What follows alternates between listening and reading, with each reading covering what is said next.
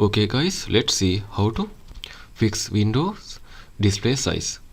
So first you need to right click on the desktop and then after go to display setting, scroll down and come to the scale and layout section. So in this case you can see scale option, tap on this one. You can see it is now set as 100%, that is a recommended one. You can change it to 125 if you need. Then you can see it will be little bit large. So if you need to revert that one, just select again, tap on recommended one. Once it is done, you can simply close this one. And the next method is tap on the start menu, go to setting. Under the system section, tap on display option, scroll down, tap on advanced display option. In here, tap on display adapter properties for display 1. So then after, you can see your graphic card here. Just tap on properties option.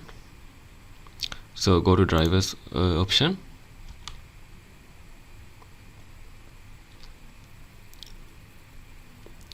Simply tap on rollback driver. So it will roll back to the previous version that is perfectly working on your computer. If it is not working, you can tap on update driver like this. Then choose the first option, search automatically for drivers. So if there is a new update available, it will be downloaded for you.